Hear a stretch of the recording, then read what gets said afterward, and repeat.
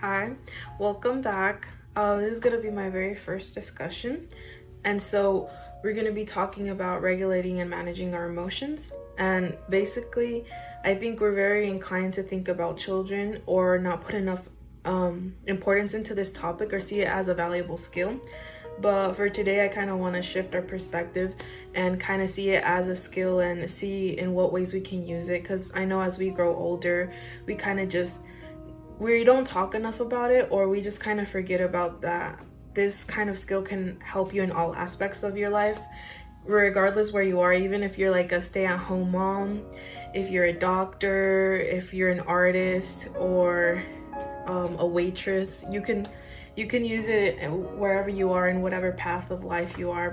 I think to recognize how you can use this as a skill is to start off from basics, to understand that emotions and regulating them comes from biology. Everybody has emotions and we can never get rid of them, no matter how big our emotions get or how intense they get.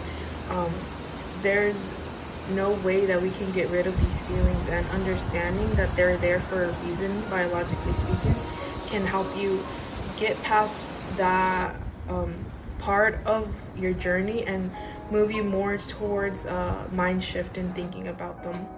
So let's take anxiety, for example. Usually what happens with our body, it's a physiological response, and a lot of hormones go into our body. We actually think that we're in danger, so our mind and body are not aligned. We can be like going on our first date, we can be going for a job interview, we can go skydiving, but our brain will think that we're in actual danger and is preparing us for fight or flight mode. So with that in mind, just understanding that our emotions are there for a reason and to can help us detach ourselves from that. Because I know in today's age, we tend to identify ourselves with our emotions. So you can say, I'm an anxious person, or I'm an angry person, or I'm a shy person. But identifying yourself with that type of emotion can lead you to stay in a box and not have a growth mindset, which is kind of what I want to get to.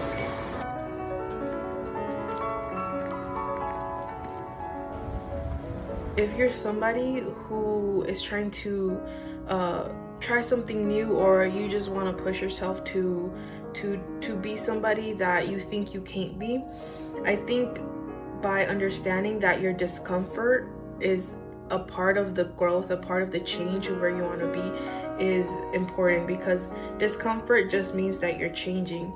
If you're in your comfort zone and you don't really do public speaking, or if you're not used to doing something, you're obviously going to feel bad, you're going to feel uncomfortable, but that only means that you're changing and you're adapting and you're growing. So I think you have to understand that discomfort is change, and you have to understand that shifting your mind and shifting the way that you think is the way to go about it. Because regardless of who you are, I think everybody has the own way that they live their life. Like, you can be different from your sister, you can be different from your brother, your mother. Regardless of how close you are to somebody, nobody truly knows you, and nobody knows the perspective that you have, and nobody knows how you feel about certain things.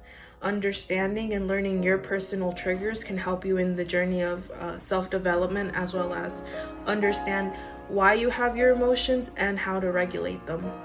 Let's say that you're somebody who gets triggered by somebody yelling at you. Maybe somebody else won't feel as triggered as you are, or will just take it like not personally. But if you're somebody who grew up being anxious around yelling, then you might have had parents who yelled at you often. But understanding that everybody has different triggers can help you put yourself in a different path than others, and help you understand how you can change from your own triggers. Getting back to the point of everybody being different, everybody having different triggers and being their own person, I think since everybody's journey is different, you have to hit a point where you understand that you want to change and you want to change your habits, because I don't think there's real change until you want to change, which is like the most basic thing. And I know this information that I'm saying is very simple, and it's very like just very easy to understand, but I don't think people take it serious enough, because I think a lot of the times emotions drive our actions, and our actions become our habits, and our habits become us. And this is how we go into our self-efficacy, how well we think we can handle things. Do you think you're somebody who can handle large amounts of work, or do you see yourself as someone who is smart and who is capable of doing things?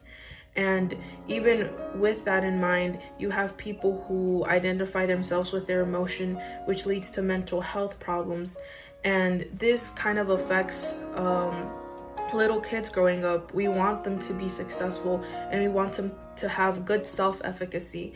And this is why I think it's also so important, because we have this new mental health crisis for younger generations, and we see what serious damage can happen when people don't take care of their mental health and understand that emotional impulses can lead to detrimental actions. And even at any point that you feel that you don't have control of your emotions, you have to understand that from a biological standpoint, you are trying to help yourself regardless of what it is. So understanding that this is part of the change, this is part of the progress, the journey, will help you understand and detach yourself from emotions. There's always a reason behind an emotion, and we cannot get rid of them. So learn to understand them and learn to take control. So if there's one takeaway from today, it's this: your emotions are not your enemy, they're your guide. The more you learn to understand and manage them, the more empowered, calm, and confident you'll become. This is a skill that can transform every area of your life. But like anything worthwhile, it takes practice. Start small, stay curious, and remember, you're not here to suppress your emotions. You're here to grow through them. Thank you.